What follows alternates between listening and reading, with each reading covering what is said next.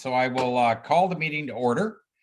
I don't have much for remarks, but the CAO and I talked today, and we may be able to soon make some changes. Certainly the numbers in the province are going the right direction.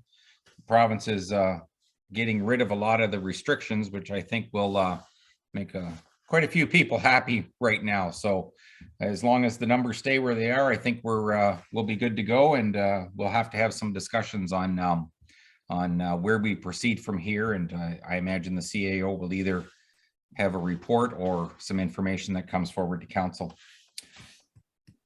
We would like to acknowledge that the land we stand upon today is the traditional territory of the Anishinaabe, the Haudenosaunee, and the Neutral Peoples. Getting better. So, can I get a mover and a seconder for the agenda, please? Moved by Deputy Mayor, second by Councillor Deal, that the agenda for the regular meeting of council dated March 1st of 2022 be adopted as circulated.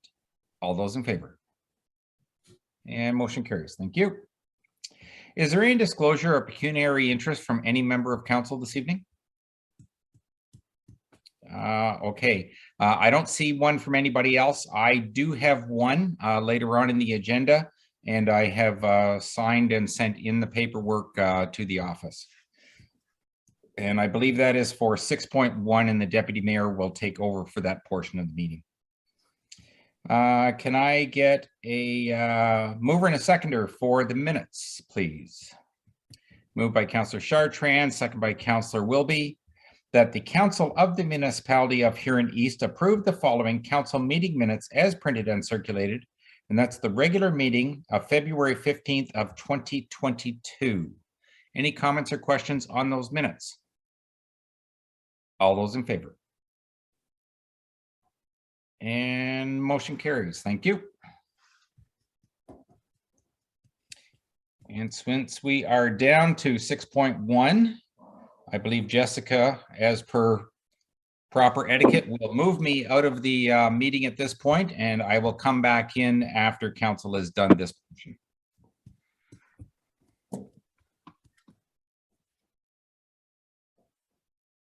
Are we good to go, Jessica? Yes, we are. Thank you. I would request a motion to come out of regular council into a committee of the whole meeting, please. Mover and seconder, please. Councillor Morrison has his hand raised, and so does Councillor Dalton. Thank you. And we're all in favor, aren't we? Thank you. Pecuniary interest besides the mayor? I don't think there is anyone. If so, please let Jessica know. Nope, there are no pecuniary interests at this point.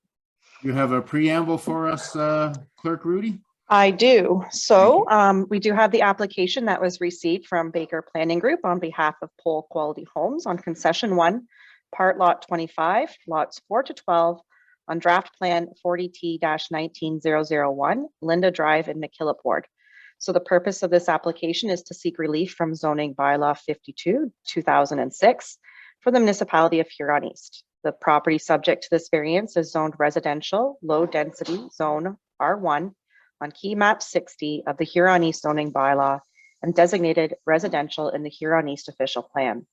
The purpose of this application is to request relief from the maximum permitted lot coverage for the proposed single detached dwellings zoned residential low density zone R1 on the north side of Linda Drive.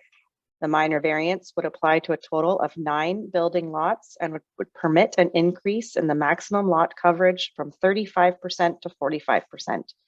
A notice of the Committee of Adjustment public hearing has been circulated to all government agencies and adjoining property owners as provided by the legislation, and no comments have been received. I'm now going to pass the meeting over to Jennifer Burns, our Huron County Planner, and she can present her report on this. Just before we do that, Deputy Mayor, we do need to adopt the agenda for the public meeting. Oh, sorry. Thank you, Brad. Thank you, Mr. McRoberts. Can I have a motion, please, to adopt the agenda for the public meeting? Mover and seconder, please. Moved by Councillor Chartrand and seconded by Councillor Deal. Thank you. All in favor? I'm pretty sure. Thank you. Now we'd like to welcome Planner Burns from the Dungeon in Drayton tonight to tell us all about this variance, please. Thank you, Deputy Mayor Fisher. I'm just going to share my screen here. Just give me 1 second.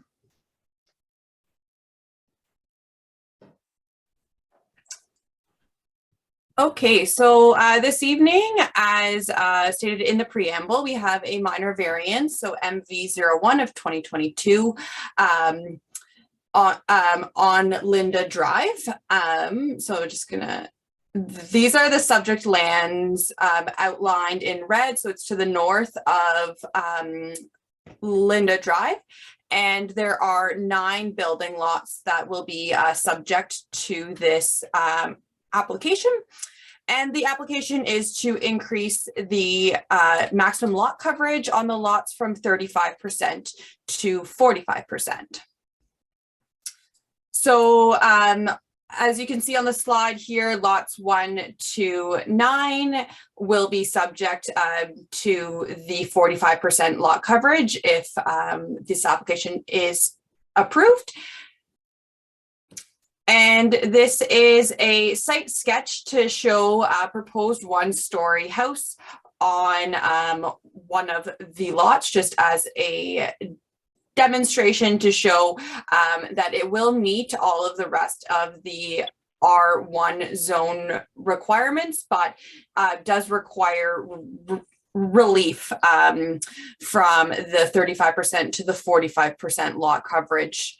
There's been an increased demand of bungalows on these lots, and as such requires a little extra space from a lot coverage perspective rather than a 2-story house. So that's sort of the impetus of the request for the variance.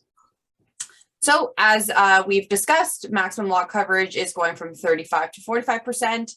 Property is zoned R1 and designated residential in the Huron East official plan. A technical memo on stormwater was provided by the applicant and reviewed by the peer reviewing engineer. There are no concerns from a stormwater or drainage perspective in increasing the lot coverage from that 35 to 45%. No comments have been received and there's been no concerns from staff. It is recommended that this application be approved with one of our standard conditions, just that the application will be in force and effect for a period of 24 months from the date of the committee's decision. So that is my report, and I'm happy to answer any questions. Thank you, Jen. Any Thank you. questions from council for planner?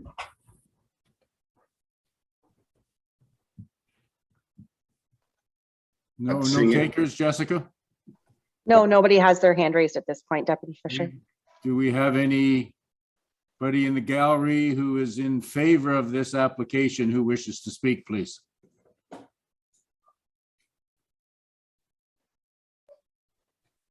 Not seeing any, Deputy Mayor. No. And the next one would be anybody in the gallery opposed to this application wishing to speak? Nope.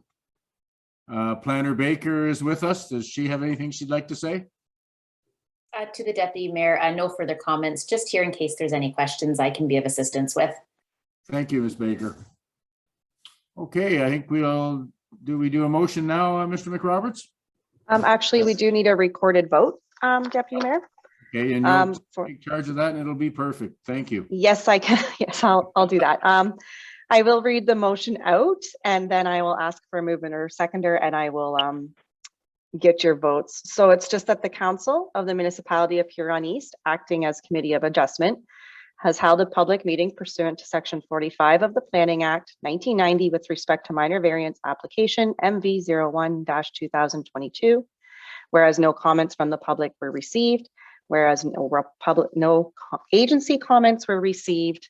Now therefore, the Committee of Adjustment approves the minor variance application MV 01-2022 by Baker Planning Group on behalf of Full Quality Homes on Concession 1, Part Lot 25, Lots 4 to 12 on Draft Plan 40T-19001, Linda Drive, McKillop Ward, to permit the following variance from Bylaw 52-2006. 1, increase the maximum lot coverage from 35% to 45% on the subject lots, and 2, that the variance approved is valid for a period of 24 months from the date of the committee's decision. Can I get a mover and a seconder for that? Councillor Steffler and Councillor On. Thank you. All in favor?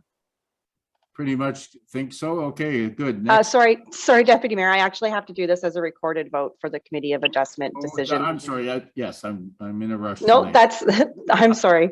No. So I'll just call upon everybody as listed here. So Deputy Mayor Fisher, Yes, yay is in favor and nay is opposed. Yay. yes. Mayor McEllen has a conflict, so he's been excused. Councillor McGrath. Yay. Thank you. Councillor McLellan. Yay.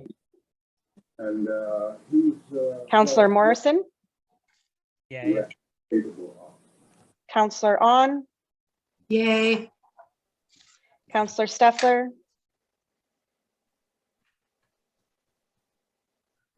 Sorry, Councillor Steffler. Yay. Thank you. Councillor Wilby. Yay. All right, thank you very much. Councillor Chartrand. Yay. Councillor Dalton. Yay. And Councillor Deal. Yay. Okay, and that is a unanimous, all in favor. Thank you. So we'll have a motion to come out of Committee of Adjustment. A mover and a seconder, please.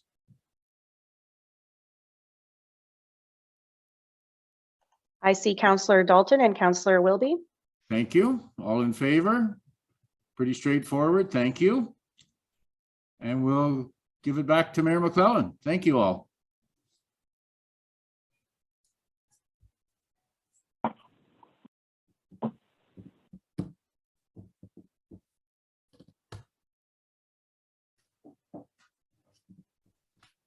Hi, Mayor. We're all done with the public hearing now, so we continue on with the agenda. Okay, thank you. And we are at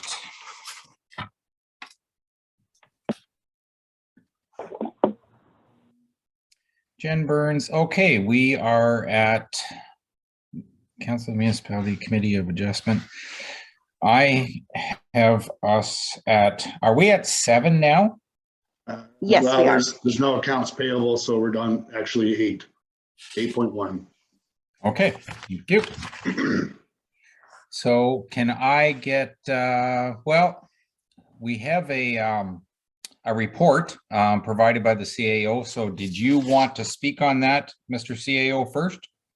I think it's pretty straightforward. I think I'll just, if there's any questions, or you can read the motion and I'll answer any questions. Okay, can I get a mover and a seconder, please? Moved by Councillor Morrison, second by Councillor Steffler, that the Council of the Municipality of Huron East support the request of Mr. Chris Lee, representing Goddard to Guelph or the G2G Trail, Inc., to provide up to $6,500 in cash towards an accessible washroom at the McNaught Road Trail access point, and further that council support the use of staff resources to support the grading and placement of gravel to develop a parking lot area on the former McNaught Railway siding lands, and further that council support an expenditure of up to $1,500 for the supply of gravel as required, and further that the cost of the accessible washroom and gravel be drawn from the parkland reserves. Comments or questions? Deputy Mayor. Thank you, Mr. Mayor. I wondered if we could add to this, please. That Huron East be allowed to erect signage at this site suitable signage at this site directing the people who use the trail to Brussels and Seaforth and what amenities are available for them. If Yeah. that could be part of this, please. I can certainly speak to that, and I think that was part of Mr. Lee's original report through you, Mr. Mayor. He doesn't tend to have a kiosk there that will have Wayfair sort of information in terms of resources, restaurants, gas stations, things like that in the city of both Brussels and Seaforth. So that will be part of that sort of kiosk system where there'll be a map showing the trail, of course, and then around it will show the amenities surrounding that location. Is that kind of what you're thinking, Deputy Mayor? No, I was thinking our own sign and it written into the bylaw, just in case the people who are running G to G, they change and they don't want any advertisement or that kind of thing. I would like it right in the bylaw in case something happens going forward. Through you, Mr. Mayor, I see no issues in making that request as part of that motion. Okay. Any other comments or questions? Seeing none, all those in favor of the motion as it was read with the addition of the Deputy Mayor's comments? 1, 2, 3, 4, and motion carries. Thank you. 8.2, Public Advisory Committee, and I will ask the CAO to if there's any comments on this at this point. I'll leave it to our clerk. This is her report, and I'll let her present anything she wants to within the contents of it. The only thing I would kind of present at this point is that we did receive a further application from Regan Price. So that would bring our total membership up to 5 members, which was the original motion request. When the time was written the report, there was only 4 applications received, but with this additional one, we are up now to 5. So if this was approved, then we would be able to notify everybody of their appointments and we can kind of get the committee started and reviewing the material available to them. Okay. Comments or questions from council? Deputy Mayor. Thank you, Mr. Mayor. Just to, this is a review, non-binding recommendations is how we're looking at this, right? That's correct. So this is the committee that council passed a motion on a couple, I believe it was in January. Yep. Forming the committee to do a review of council compensation and composition, and it would kind of affect the 2026 term. However, nothing, if the recommendations come forward from the committee, there's nothing saying that council now has to make any decisions on these recommendations, or even if they do, there's nothing stopping the 2026 term of council from changing the recommendation or decisions that this council makes. So this is basically getting public input. These citizens would be using our resource tools with our engagement platform and tools that we have in the office to help them do a more thorough review with the public. Thank you. Councillor Chartrand. Yeah, just a comment. I have a small concern, the fact that of the 5, 2 are in Seaforth, 2 are in Brussels, 1 is in Tucker Smith, but we have no representation from McKillop or Gray. And was kind of hoping that we'd had, every ward covered, especially since some of those topics may be possibly, changing the ward system or whatever. But my only concern is I don't want something to go down the road getting passed and then here, well, we never had our voices in those 2 wards. That's my only concern that I have.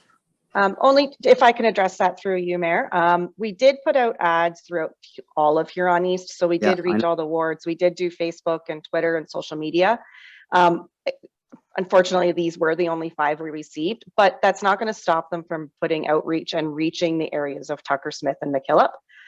Just because they reside in these wards, it's not a ward specific position that they have on the committee. They're going to be able to use our tools, which will reach all of Huron East and be able to reach those wards as well. So I wouldn't say that just because they reside in areas outside of McKillop and Tucker Smith, it's not going to prevent them from getting information from those residents in those areas as well. I understand. I was just hoping that we did have somebody from each ward, that's all. Because there has been some walls up in the past, you know what I mean? Counselor McClellan, you had your hand up? Oh, yeah, I was just gonna sort of comment. I think one of the ones from Brussels is actually from Ray anyway.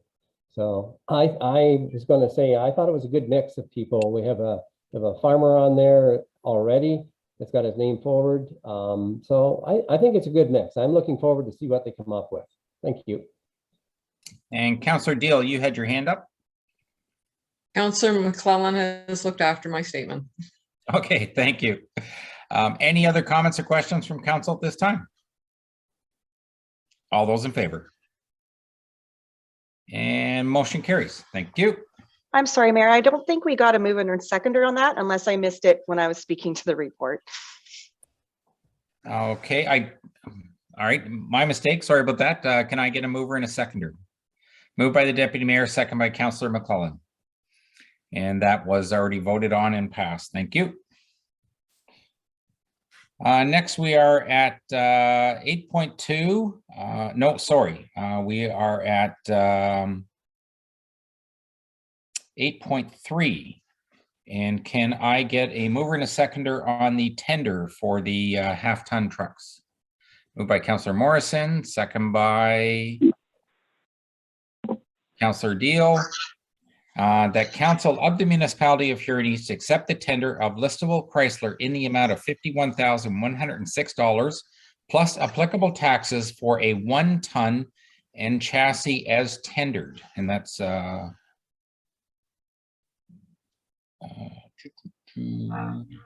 I read the right one there? Yes, you did. Yeah, that was for PW-22-03.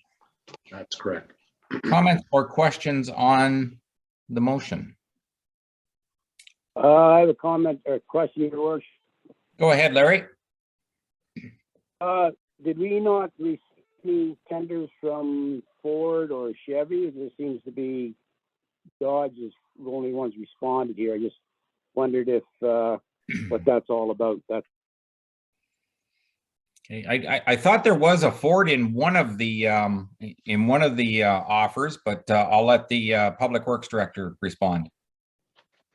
We did go out for tender for both of them, Larry.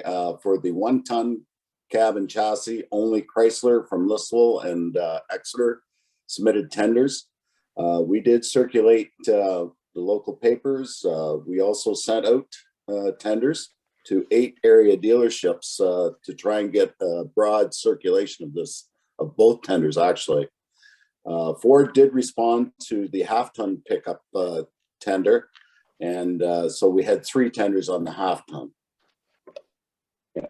Okay, it just seems strange that all the only ones responding was Chrysler. That's good. That's all I need to know. Okay. Any other comments or questions? All those in favor of the motion? And motion carries. Thank you. Can I get a mover and a seconder for the next pickup truck purchase? Moved by Counselor Deal, second by Counselor McClellan. That council of the municipality of Huron East accept the tender of Exeter Chrysler Dodge Jeep in the amount of $45,728 plus applicable taxes for one half-ton pickup as tendered. Comments or questions? All those in favor? 1, 2, 3. Motion carries. Thank you. Next is the tender for the backhoe. Can I get a mover and a seconder for the motion? Moved by Counselor Wilby, second by Counselor Chartrand, that council of the municipality of Huron East accept the tender of Tormont Cat in the amount of $172,876 plus applicable taxes for one new 4-wheel drive loader backhoe, and that is Caterpillar made. Comments or questions? And all those in favor? And 1, 2, 3. Motion carries. Thank you. Next is the tender for the paving on Hensel Road. Can I get a mover and a seconder? Moved by Councillor McClellan, second by Councillor On, that Council of the Municipality of Huron East accepts the tender of Lavis Contracting Company Limited in the amount of $391,272.70 plus applicable taxes for asphalt paving on Hensel Road from Stafford Road, County Road 32 to Chislehurst Road in Tuckersmith. Comments or questions on the motion? Deputy Mayor. A little facetious here, Mr. Mayor. Can we reduce the tax increase now by 2% because we got $100,000 savings on this tender? We did maybe save a little bit on this one, but we went a little higher on some of the others. We might be a little premature at that, especially with gas prices the way they're going. We'll be electric. Anyway, that was it's surprising it came in that much lower. Yeah, you're right. I did have a little conversation with Barry this afternoon, and because prices were going so out of whack, he certainly tried to make sure that there was a realistic number put forward as far as the budget went, which is certainly better than being 100,000 shy after we've already passed the budget. So I think that's good management at this point. So, if there's no other comments or questions, all those in favor? And motion carries. Thank you. And now we are down to reports. That the Huron East Council received the following reports from municipal officers as printed, and I need a mover and a seconder for that. Moved by Councillor Morrison, second by Councillor Deal, and all those in favor. And motion carries. Thank you. Correspondence. Mr. Mayor and council, so we have a couple pieces of correspondence here, I believe. Two. The first one is a council resolution from the municipality of Shania supporting for the expansion of the Northern Ontario School of Medicine. They're in an urgent need of physicians in Northern Ontario, and they're asking municipalities to support a resolution that the province continue to support the Northern Ontario School of Medicine.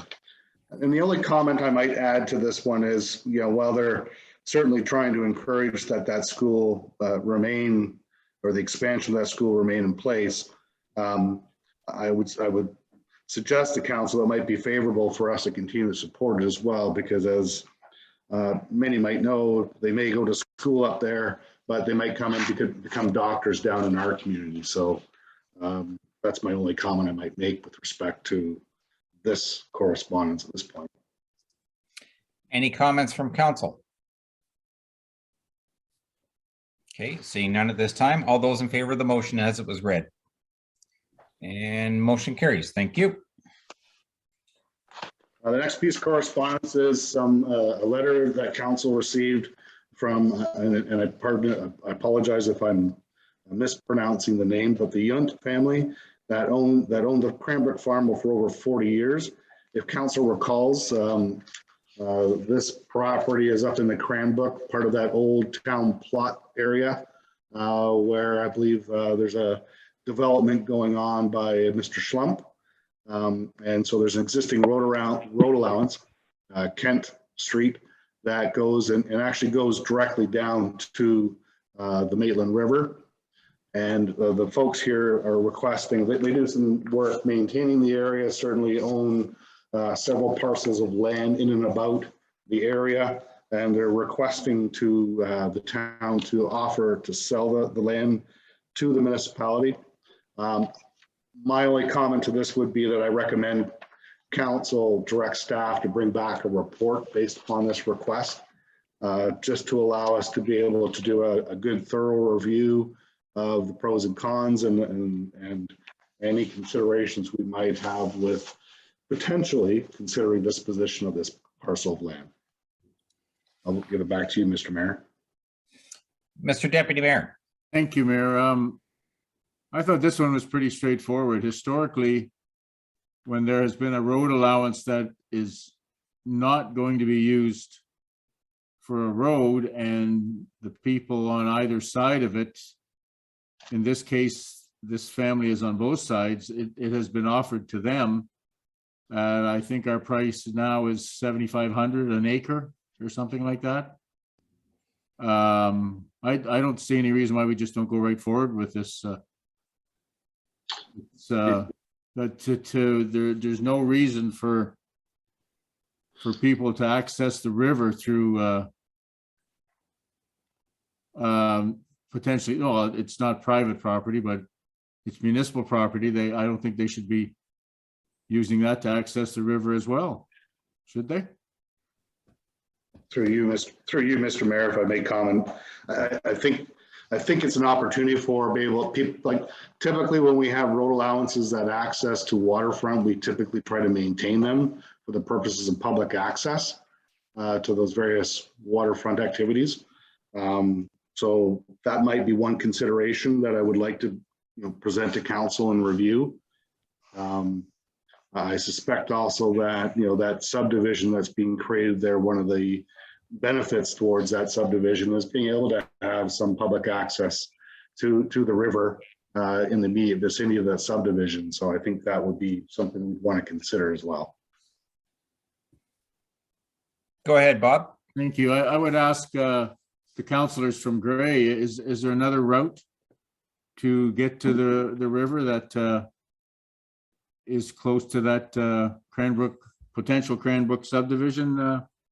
Councillor Deal, Councillor McClellan? Okay, Councillor Deal, go ahead. You can access the river from the bridge in town, I believe. There's some river flats there. The big thing is with this piece of property, it cuts basically right through their yard. They've maintained both sides of this right of way or road, like they said, for the last 40 years, and it's become part of their yard basically. And it'd be nice for them to keep that as private as they can. They've maintained it, and they've had a good working relationship with the municipality for years. Thank you. So based on that, I guess my only question is, and good comment, they've had it for 40 years, but if they've had it for 40 years, if there's any information that staff can add to it, will it hurt to wait 2 weeks? When I read the letter, I thought it was quite compelling, but as I commented to the CAO earlier, I've now heard one side of a story. I haven't heard how it may affect any new development in the area or anybody else. I understand the point that's being made about the fact that they have been maintaining it, but I guess the question still is, would it make any difference to the landowners or the adjacent property owners if in fact we just waited 2 weeks to get some information back from staff? I don't know if anybody has a comment on that. Councillor Steffler. You're muted, Joe.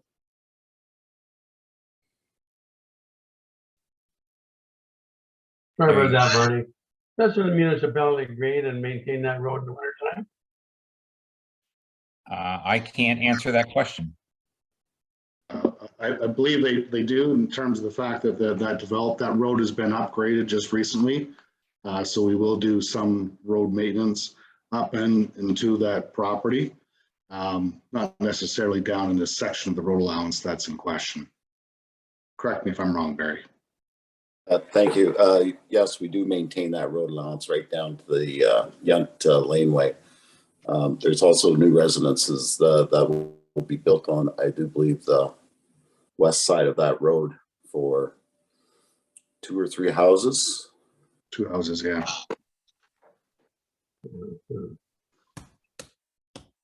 So there is a motion that we wait for staff to do a report. The deputy mayor has asked if there is any need to do that, but what is the wishes of council at this point? Councillor Chartrand?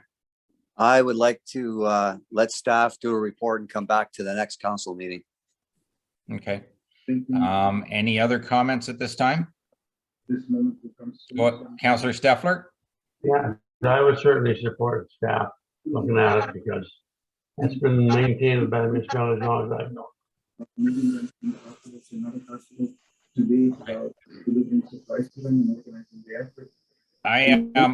I hear some talking in the background. I don't know if that is Councillor McGrath or if it's somebody else. Okay, all those in favor of the motion as it was read then? 1, 2, 3, 4, 5, 6, 7. Motion carries. Thank you. I do not have anything under unfinished business or municipal drains, so we are at 12.1 Huron County Planning and Development Department on consent applications. So who is, Jen, how you doing? Good, thank you. I will give you the floor. That's perfect. Thank you, Mayor. And I'm just going to share my screen again here.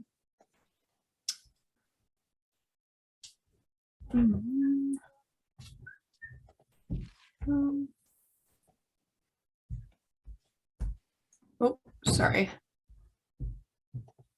Not sure what's going on. There we go.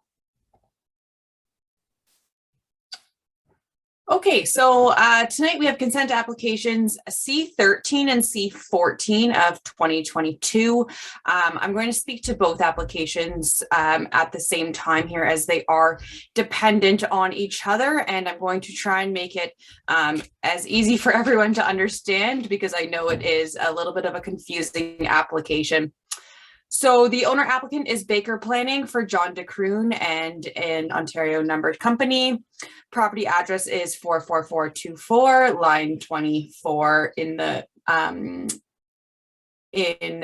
concession 1, part lot 5, and concession 2, south part lot 5 in Huron East.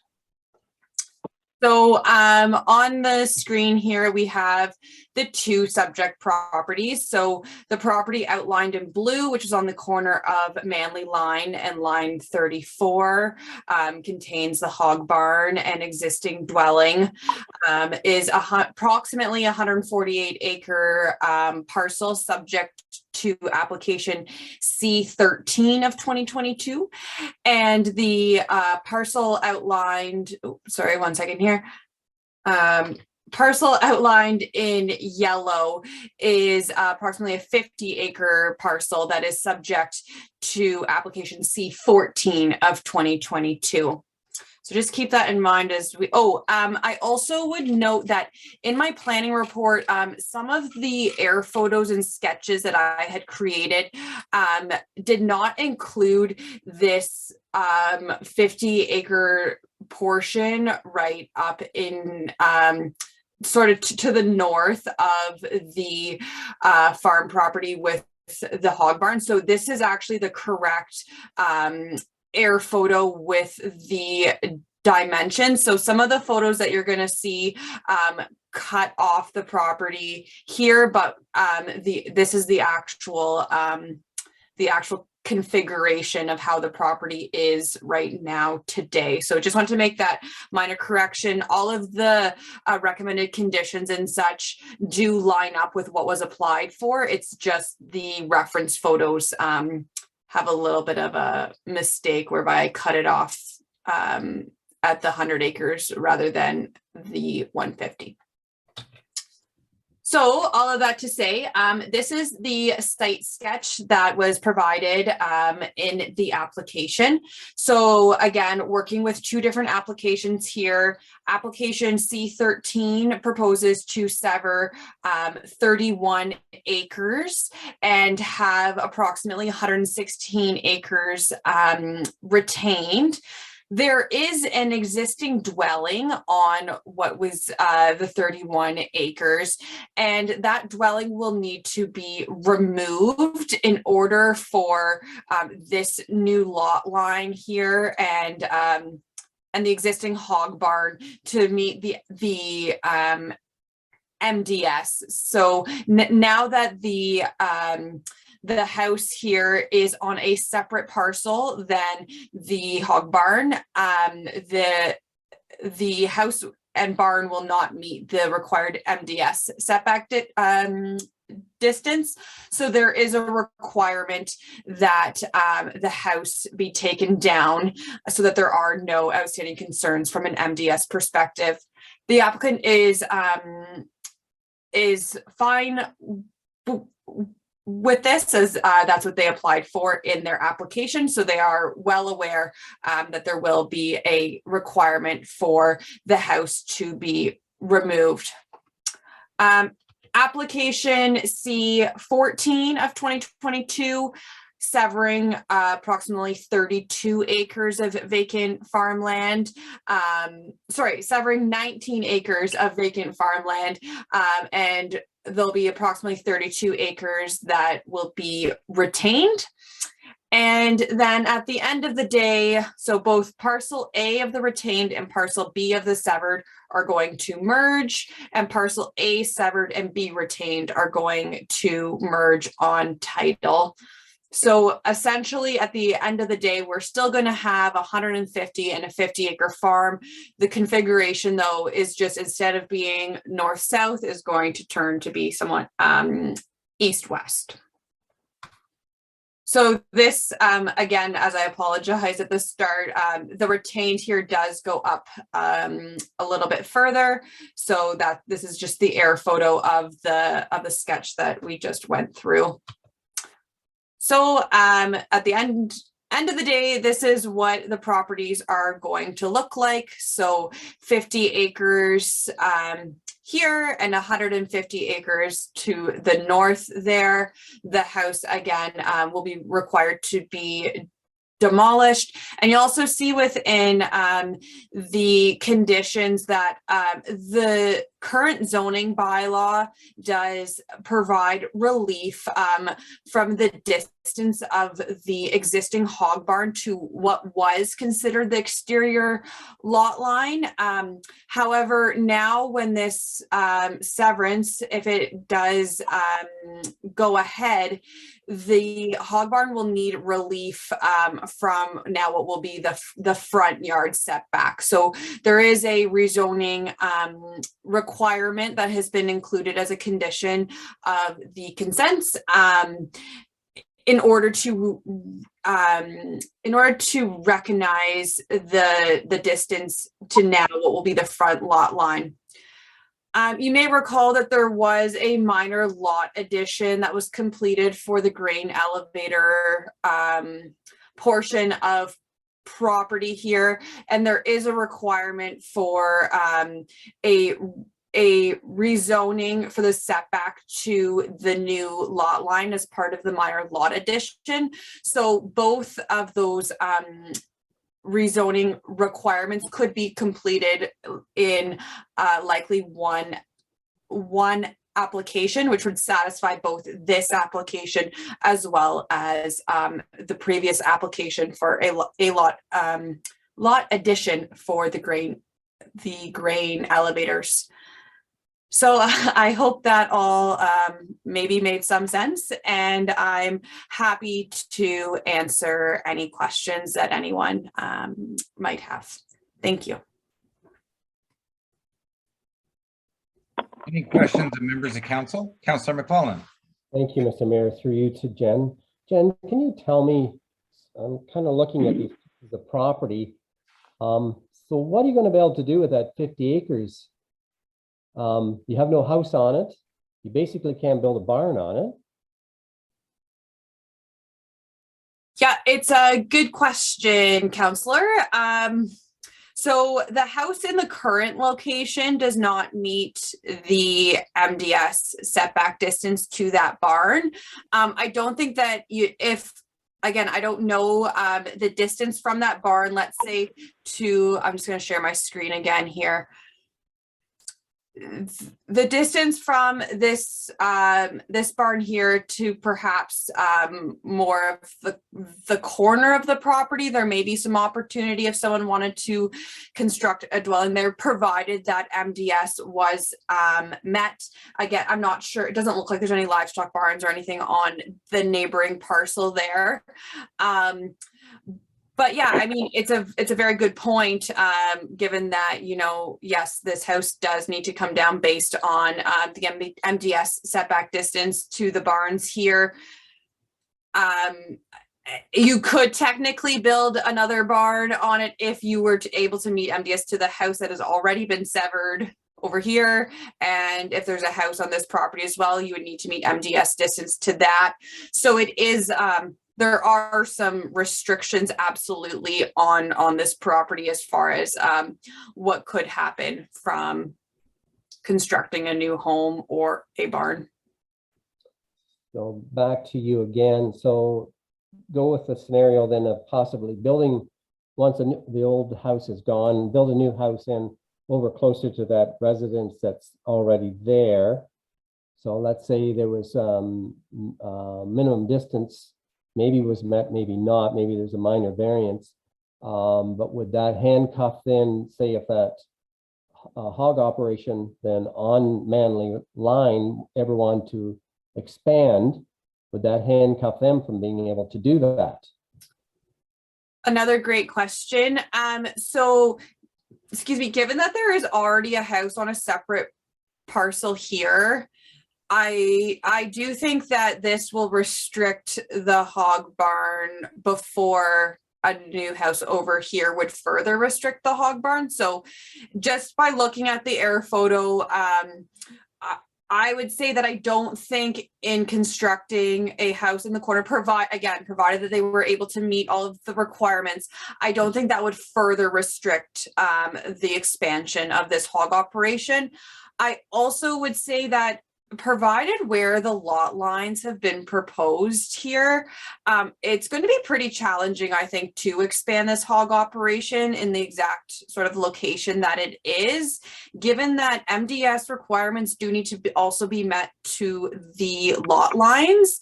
So I think it might be a challenge already, given the fact that they've proposed the lot lines this close to the existing hog barn, and given the age of the hog barn, et cetera, I wouldn't be surprised if, you know, when it's time to build a new barn, they are building a little bit further north on the property. Not sure what all of the future plans are. I do think the applicant, Caroline Baker, is also on the call. So if there are some, I guess, additional information that she could potentially add to sort of what the longer term plans are, I might defer to her if that's acceptable. Okay, and just one final question then. Sure. On parcel A retained from your map, could a new house be built on there then? Yes, I believe so. So yeah, there's no MDS setback distance to a barn on the same same titled property, and given that there's no house existing on parcel A retained, a house could very likely be constructed on that portion of property. But since there was a house already severed off of this piece of property, doesn't that sterilize it from building another new one? Another good question. I would say that parcel A retained is now going to be, let's call it perhaps a new property, for lack of a better term. So technically speaking, again, I would need to confirm this probably with the building official. They'd be comfortable to issue a building permit here, but given the zone provisions and such, I would think that there would not be a problem in constructing another house here, as technically speaking, there's been no house that has been severed off of parcel A retained. But I would likely need to take a deeper dive into the policies and sort of the history here to absolutely make sure of that. But my my cursory understanding of looking at everything right now is that they would be able to construct a house on parcel A retained. Thank you. Thank you. I think it was Councillor Chartrand. Did you have your hand up? Yeah, kind of got my question answered. I was just going to say that 50 acres seems to be pretty landlocked, and my concern was if they could build a house there too, but pretty much they've covered all my my concerns. Okay, thank you. Any other questions of council at this time? Yep, I have one, your worship. Go ahead, Larry. There's actually two houses on that property, correct? There's a big red two-story brick house and there's a newer style bungalow a little bit further up on the property, correct? Which house is being demoed? Through you, Mayor, I believe it's the two-story old red brick house. So there's no way they could say, do an earlier sever that property off to sell, knowing the market, what the market is today, sell that house off privately, and then that would screw up their plans in the future, I guess is what I'm coming at. If they sold that, let's say they severed that house and what they had to sever to get that red brick house off the property. Then they went back and proceeded with this. That would be a severance off there. Would that screw up their future plans then for the barn? Or is there a way around that? Through you, Mayor, I'm not sure I'm understanding the question fully, so I'm going to try and take a stab at it and let me know if you need some further clarification. My understanding is that there's a house that has already been severed off, I believe around 1973 at the very front of the property.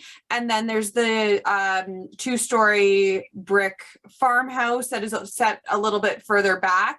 And it's that farmhouse that is, from my understanding, proposed to be removed based on concerns from an MDS perspective. There's no, I believe, again, just coming into this pretty fresh. I understand that there was a previous application to try and sever that house, which was unsuccessful. So now it's proposed that the house is being demolished and this reconfigured farm parcel situation is happening. My understanding is that once that two-story brick house is taken down, there actually is no other house on any of these subject lands because there already was a severance of the house that would front onto Highway 8.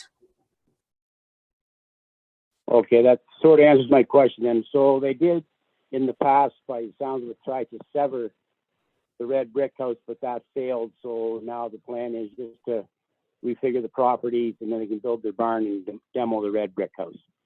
That's my understanding, yes.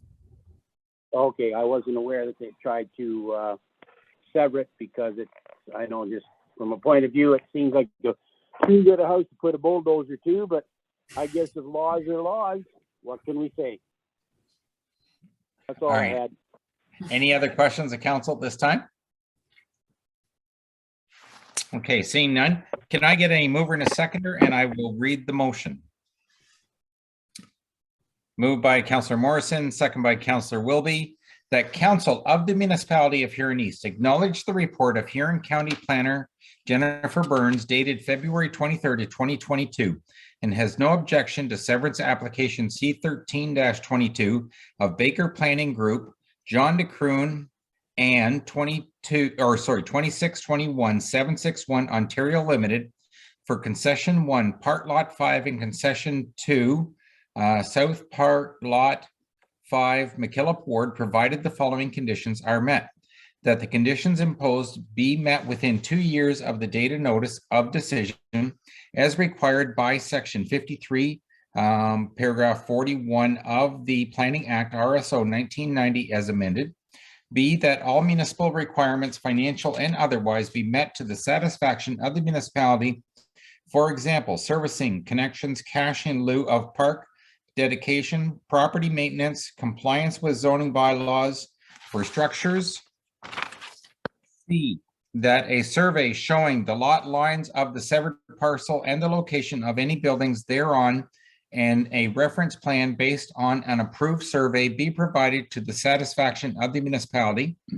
D, that where a violation of any municipal zoning bylaw is evident, the appropriate minor variance or rezoning be obtained to the satisfaction of the municipality.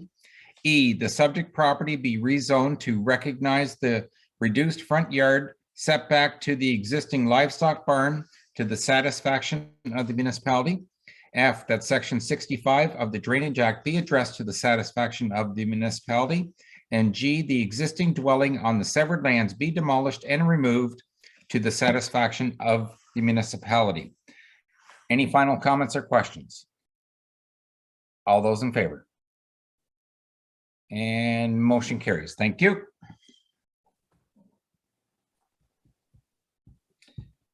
We are at 12.2. And Jen, I believe this is you again.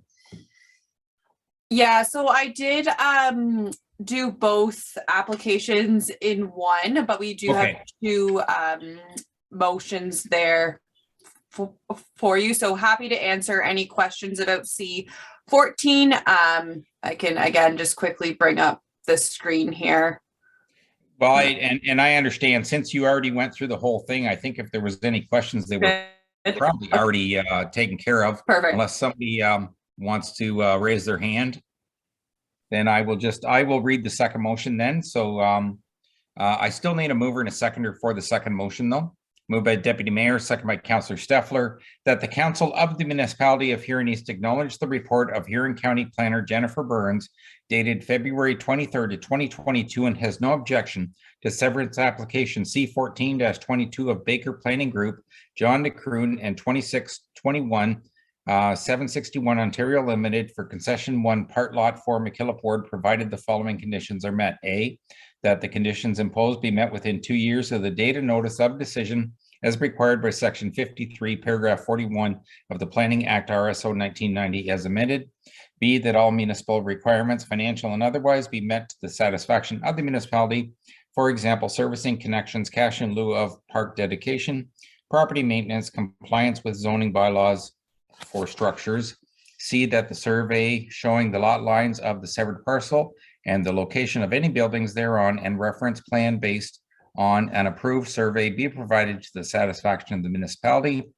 D, that where a violation of any municipal bylaw in evident, the appropriate minor variance or rezoning be obtained to the satisfaction of the municipality. And E, that section 65 of the Drainage Act be addressed to the satisfaction of the municipality. All those in favor? And motion carries. Thank you.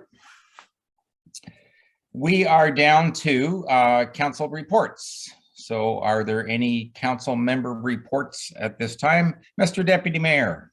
Thank you, Mr. Mayor. I had the pleasure of a BIA meeting last Wednesday.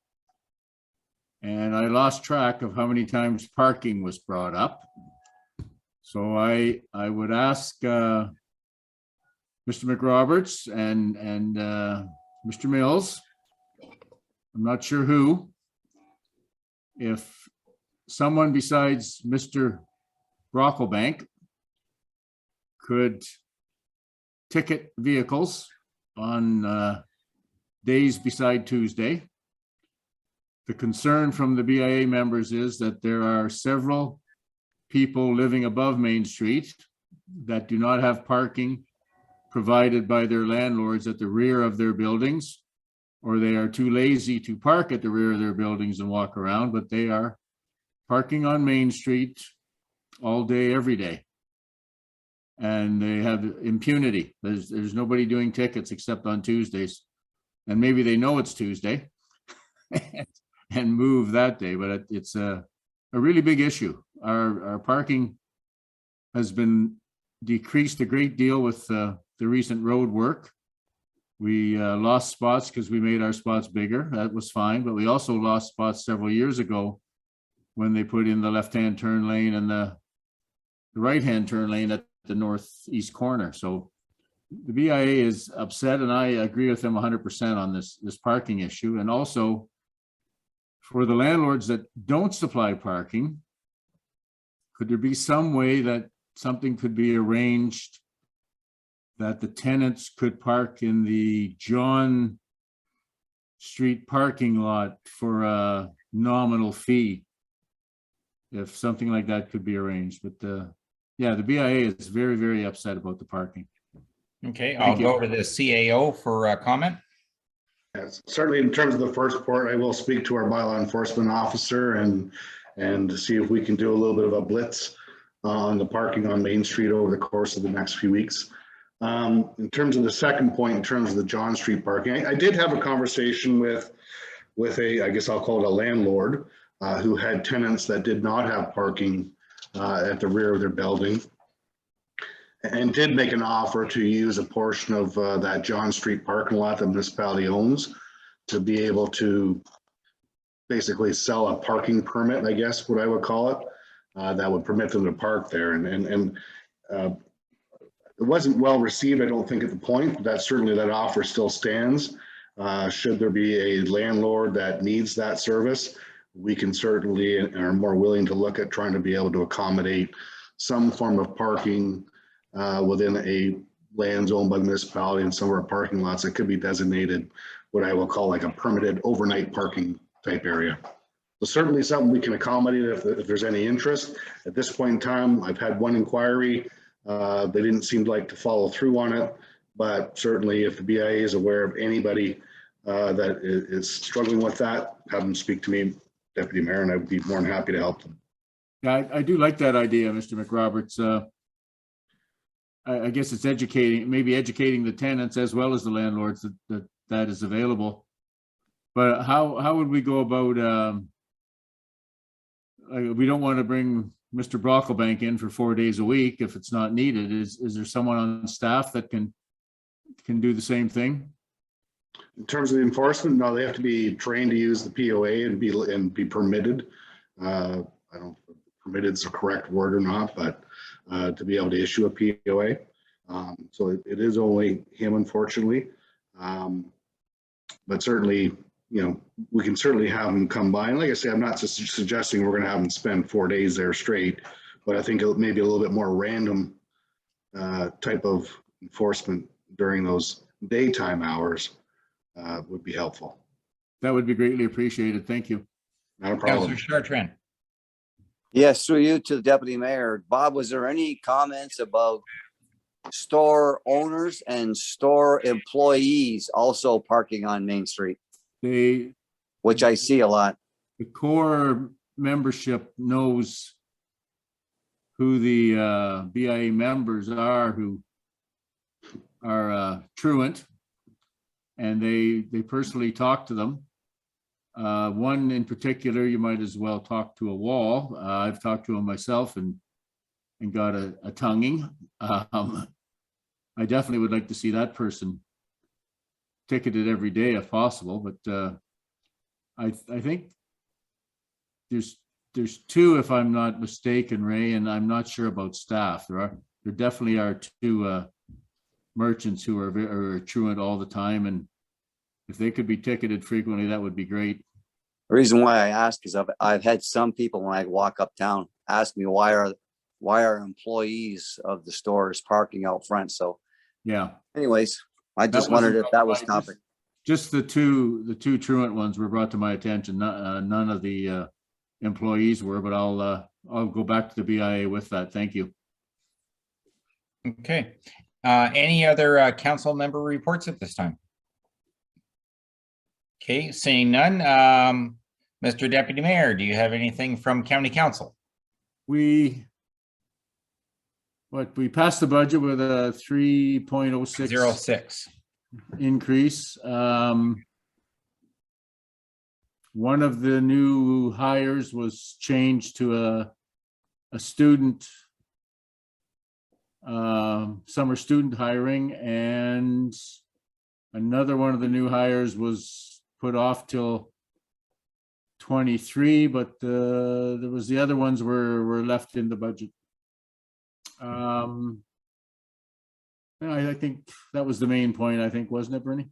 Yeah, I think so too. We discussed, and there was some other minor adjustments as Mike got some new figures and some things that they felt they could move around in that too. But the fact that we got it from that 4.5 down pretty close to 3, I think made most of County Council fairly comfortable with the number we were passing on.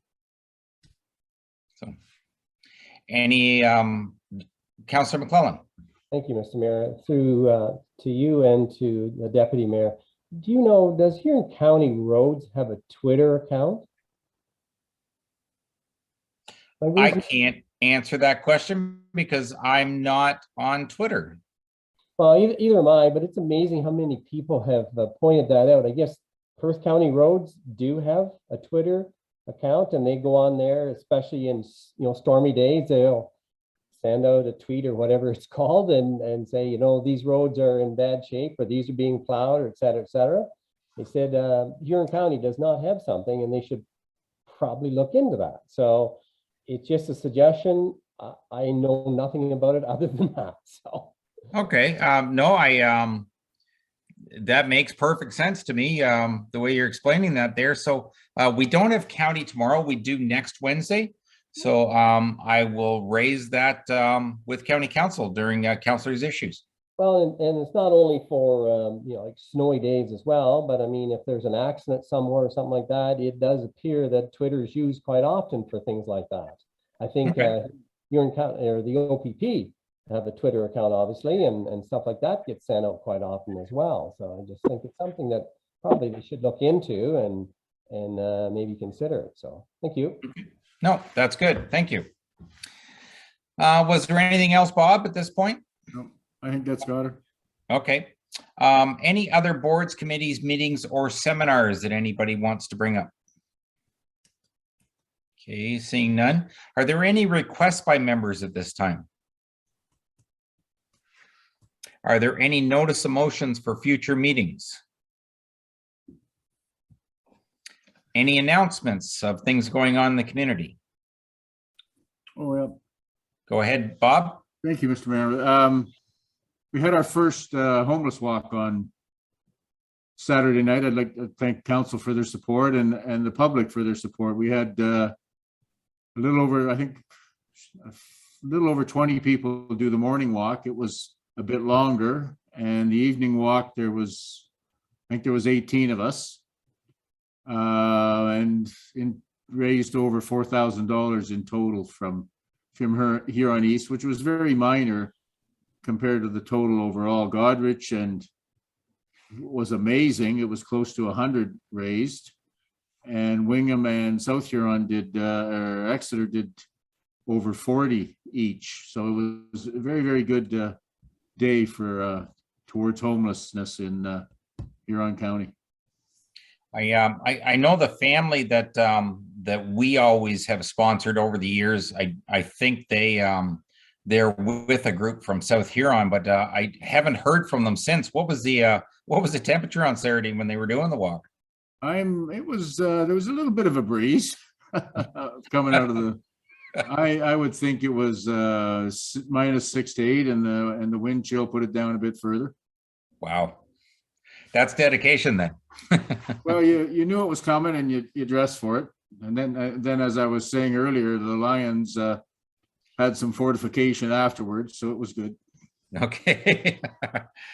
All right, thank you. We are at information items. Go ahead, Mr. CAO. I got a couple items there, just AMCTO, local priorities, provincial budget summary, just for council's information. Nothing in particular that I will highlight. Certainly council remuneration expenses, the minutes of the Huron East Seaforth Community Development Trust meeting on Thursday, January 6th. Property manager, that's for that report. And then our Huron East Community Trust for December 22nd. And then I believe we have our administration committee meeting from February 23rd. Okay, so first I will take the motion to accept the minutes for the community trust, the community development trust, and the administration committee, but we will also go into comments for the administration committee. So can I get a mover and a seconder for the minutes? Moved by Councillor McClellan, second by Councillor Morrison. That Huron East Council received the following board and committee meeting minutes as submitted, and all those in favor. And motion carries. Thank you. So 15.1, I'll let the CAO take this at this point. Sure, yeah. So on our February 23rd meeting, we had a really good discussion, and I think Counselor, or I guess Chair McClellan for our administration committee can speak to the discussion as well, but council is well aware of the fact that we have a piece of land up in Brussels that we're looking at doing as a residential subdivision development. There was some concern, I guess, with municipality proceeding with a residential development. There was options presented. If I can quickly summarize those three options. One was to proceed with the development as the current registered plan of subdivision is established as an R1, and then develop the outside ring of lots as designed currently, and then look at that center block to do some type of a higher density, whether that would be likely probably some type of a townhome development. And then the second option was just to simply kind of revamp the whole subdivision configuration and look at the whole 19 acres of land and submit a plan of subdivision to Huron County for approval. And the third option was to look at the possibility of disposing of at least that first 5 acres to a developer through an RFP process. And so those were the three options presented. There was a good discussion about all three options, particularly the first and the third option. And the recommendation coming out of the committee was to proceed, have the municipality proceed with, and maybe I'm going to kind of read the resolution to kind of give a sense as to where they wanted to go. That the council, that the municipality proceed to tender the installation, construction of roads and services for the Brussels subdivision on the parcel with the registered plan of subdivision. Further, that staff proceed with severing blocks 34 and 35 into lots 1 through 10 on Bryan's Drive, which is the piece that would kind of go from McDonald all the way up and almost connect to Sports Drive, and lots 19 to 25 on Anderson Drive, which would be the sort of straight north and south road off of McDonald, as low density single family homes for lots of sale. And that further that we would proceed with doing a zoning bylaw amendment for the lands in the center block, currently described as lots 11 and 14 and lots 15 through 18, to rezone those lands to permit medium to high density residential development up to including 4 to 8 plexes. Just a side note, since that time, council, I can advise the fact that it looks like 4 plexes is what would, 4 sets of 4 plexes would work within that lot fabric. And further, the committee directs staff to procure a qualified real estate advisor, procure legal counsel, and prepare a delegation of authority bylaw for the purchase and sale agreements. They also want to make sure that we had an appropriate time frame for anybody who purchases a lot in the property to obtain a building permit and at least begin construction. That was driven a bit from a concern that we didn't want to have people doing 2 things. One is buying a piece of property and sitting on it for an extended period of time till some 5-10 years down the future when they wanted to build a house.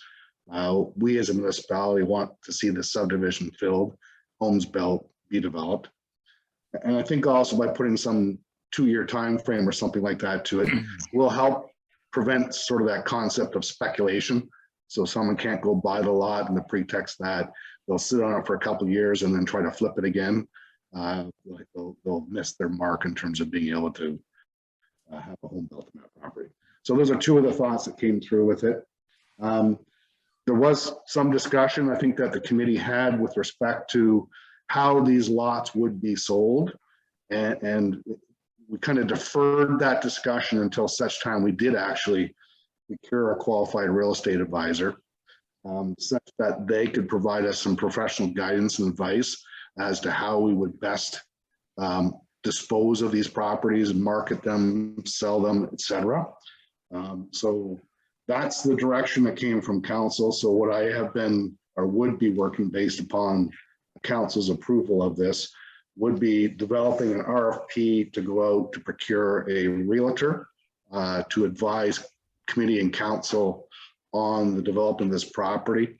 And I would also suggest that we keep that sort of realtor sort of as our realtor for the next 3 years to help us and assist us on the disposition of any other parcels of land the municipality might own over the course of the next few years and wish to dispose.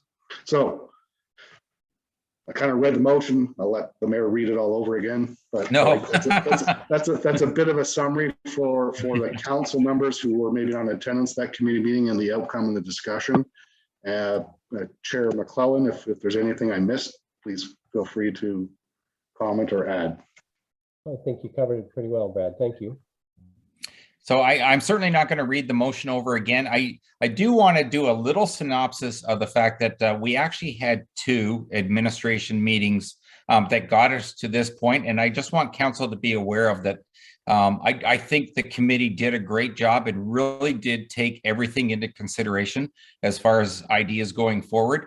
Councillor McGrath, during the first meeting, he brought forward an idea that at the time, the committee was quite comfortable with and thought it was the right way to go.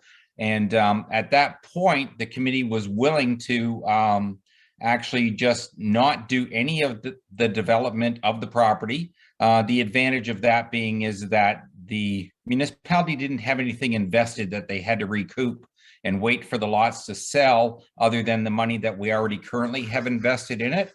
And we thought that that was maybe a good way to do it, because then maybe a developer would purchase all of the lots and that the development may happen a lot faster. So we were comfortable with that idea at that time. But after that meeting, there was some feedback to both from the public to some councillors from both Brussels and Gray, with concerns about the fact that individuals in the community that may have a desire to buy a lot and have a house built for themselves may not have that opportunity or may not want to have to deal with a single developer.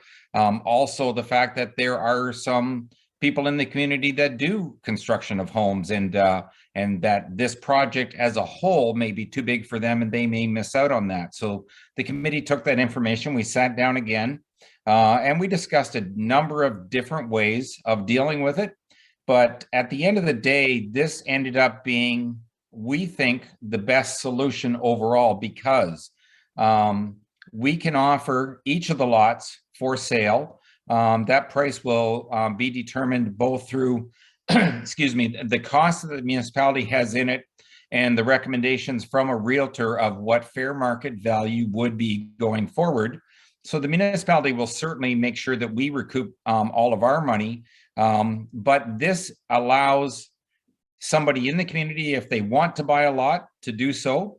And if nobody in the community decides to step up to do it, then if a developer wants to come in and purchase a number of or a large package of the lots, then that opportunity is available equally to everybody. So we really felt that this here was satisfying the concerns that were brought forward, but still allowing everything to move forward as quick as it could. And if I remember correctly, once the lots are sold, we are hoping that there will be a 2-year limit on a building permit has to be in place within that 2-year period, because as we stated, we don't want this land just to sit here forever. We'd like to see this subdivision get filled up. And then once this is underway, then we can look at the rest of the parcel of land that we still have available in Brussels and hopefully get that underway also. So that's just a summary of how we got to where we are after the 2 meetings. I'm going to go to Councillor Steffler first and then the CAO. Yeah, thank you, Mr. Mayor. Who would be responsible then for putting in the street and the service? Oh, never mind. I'll let the CAO respond to this. It's okay. Yeah, no, certainly we would be putting out a tender for the road construction and the services to be installed, Councillor Steffler. So that's part of the motion that we've brought forward here. Certainly, I think there was some brief conversation about whether or not the municipality physically themselves would go do that.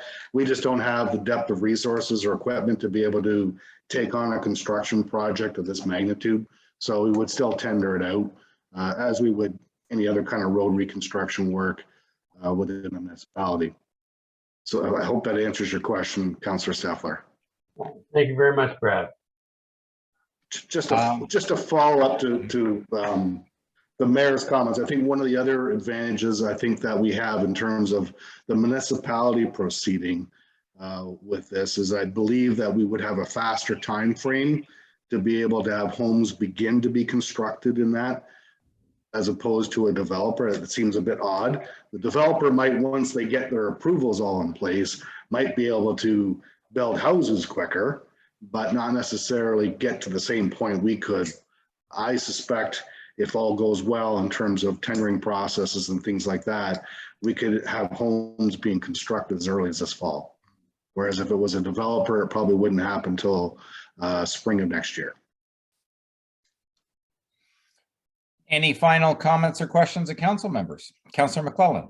Thank you, Mr. Mayor. Through you to either Brad or to Barry. How soon would the tenders be ready to go out for the road construction and the installation of the services? Is that, did Barry tell us how soon that was ready to go? I believe we're in the process of having the tender prepared now. It's just more or less getting the planning aspect of things to catch up to that part of it, I believe. Okay, so you're anticipating yet this spring for the tenders to go? Yeah. Okay. Yeah, for sure. Yeah, I think the only piece that's holding us up, Councillor, is the we've got to make some modifications to the services in that center block portion to accommodate townhomes. So we're just making sure that we've got that kind of ironed out as to how that would look, so we can put a tender out to fit that accordingly. Okay, thank you. And the second point that you made as well, Brad, I think it was important when we talked about we wanted somebody to draw out a permit for a house within 2 years. The point you made, I think, was important as well, that if I bought one of the lots and sat on it for a year and a half and then decide to sell it, then the new owner only has them 6 months before he has to draw that permit out, correct? He doesn't get another 2 years. That's correct. It's still that 2 year condition would carry over to the new purchaser in terms of the limit of that full extent of it. So yes, 6 months would only be left. Thank you. Deputy Mayor, you had a question? Thank you, Mr. Mayor. Yeah, the same question I had at the meetings. I really would like to hear what Mr. Stewart has to say about a couple things, and the real estate person as well. With Mr. Stewart, it's how to enforce what kind of house goes on the property. Like I said at our meeting, what's to stop somebody from dropping a Northlander double wide down beside a $600,000 house? It's just the character of the neighborhood, I guess you could call it. And then my other concern was definitely speculation. If somebody buys the lot for 150 and somebody in GTA sees it and says, oh my goodness, that's worth 300, I'm coming. What do we do about things like that? So I didn't know if this could be done in two parts. Go forward with the tender for the road construction, definitely, but wait and see what the legal and real estate comments are on how we sell the lots. Thank you. Okay, so just to clarify, and I'm going to ask the CAO to comment on this. My understanding of the motion allows everything to start to proceed, but the fact that we're going to procure a real estate advisor and procure legal counsel, we haven't authorized them any authority to do anything without council's approval. So I suspect the whole idea is that we're going to get input from those parties, and then council will have a final decision on how we move forward once we've got that information. Is that correct, Mr. CAO? Yes, that's absolutely correct. I think this is kind of where the conversation was going at the administration committee. And my recommendation to the committee at that point was, let's park it for now. I understand all the concerns. Let's get that legal and real estate advice to be able to address some of the specific concerns that the deputy mayor just raised. And then we can go from there. At this point in time, the motions really is saying, go procure your professionals to be able to give council advice, determine what an appropriate time frame would be. And I think we're leaning towards 2 years, but that would also be based upon our real estate advice. Certainly get the services done and to initiate that planning application on the center portion of the lots to increase the medium density. That's as far as we're taking at this point in time. Once we kind of get those wheels in the moving and we get our professionals retained, then we will have them come back to the committee, likely, probably provide some advice again to the committee in terms of how we dispose of the lands themselves, the lots, whether we sell all of them individually, whether we sell them off in little blocks, how many we like to sell in one individual, all those questions, they'll be answered at that point in time. No need, this motion doesn't deal with that, and nor does it need to. So it is kind of two parts, as you said, Deputy Mayor. Okay, thank you. Councillor Chartrand. It's okay, thank you. Okay. Are there any other questions of council before I call the vote? I'll add, just comment, Bernie, I'll go back to my original. Year and East should not get in the development phase of subdivisions. I think that's exactly where we're heading.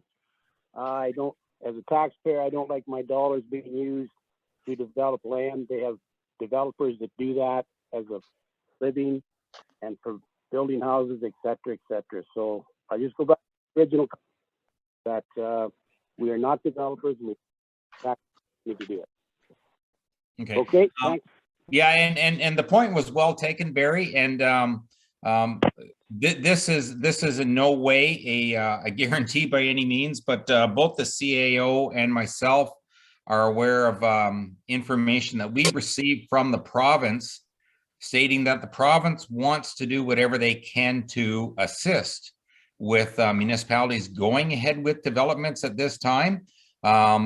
It was really vague on the type of information, but I believe the CAO is looking into it. And what we are hoping we can get from the province is actually either interest-free money or very low interest money, so that the municipality really isn't out any of these development costs, even over the time frame.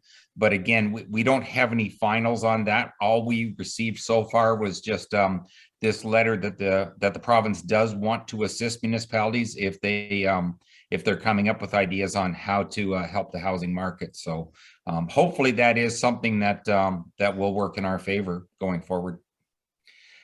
Any other final questions? All those in favor of the motion? And motion carries. Thank you. And we are down to bylaws. Can I get a mover and a seconder to introduce the bylaws? Moved by Councillor Deal, second by Councillor On, that be it hereby resolved that leave be given to introduce bylaw 17 for 2022, bylaw 17 of 2022, a bylaw to confirm the proceedings of council. All those in favor? And motion carries. And there is no closed session this evening. So I need a mover and a seconder for the reading of the bylaw. Moved by Deputy Mayor, second by Councillor Wilby. That be it hereby resolved that bylaw 17 for 2022, a bylaw to confirm the proceedings of council, be given first, second, third, and final reading, signed by the mayor and the clerk, and the seal of the corporation be affixed thereto. All those in favor? And motion carries. Thank you. I can say with great pride, it is nice to have our budget done and in March not having 11:30 meetings at night. This was a great move forward. The time is now 8:29. Can I get a mover and a seconder for the adjournment? Moved by Councillor Chartrand. Oh, you have a question, Ray? Go ahead. Yeah, when is it that we are going to discuss about going back into in-person council meetings, since all the restrictions are totally lifted now on capacity? I do believe the CAO and I had a brief discussion today. So he is going to sometime in the very near future be sitting down and figuring out what recommendations are going forward. So there's a very good chance that will come to the next council meeting. Go ahead, Brad. Did you want to add to that? I just think, just for all council's information, certainly in terms of the capacity limits, there's no concern. As far as I understand, though, there's still social distancing and masking requirements in place. And as long as they remain in place, sometimes, not all the time, but certainly in some circumstances during our council meetings, if there's a public meeting perchance, or there's a large amount of public attendance, we do have a challenge with in terms of being able to accommodate everybody, maintain social distancing. in that process. So I'm hoping come, I think the next turn, which is either March 15th or March 21st, I can't remember the date, the province will maybe look at it. But I think if the province lifts that sort of social distancing masking mandate, that might be a case where we can actually look at bringing council back in. Yeah, because I'm hearing that March 14th, Ford's going to announce all mask and all social distancing will be terminated. So once he makes that announcement, then I'd be, be subsequent to that, but I don't think I'd make our March 15th meeting, but it's certainly by the April 1st meeting, I'll make a recommendation to the council whether they want to go back in person meetings. Okay, thank you. Okay, Not a thank you. problem.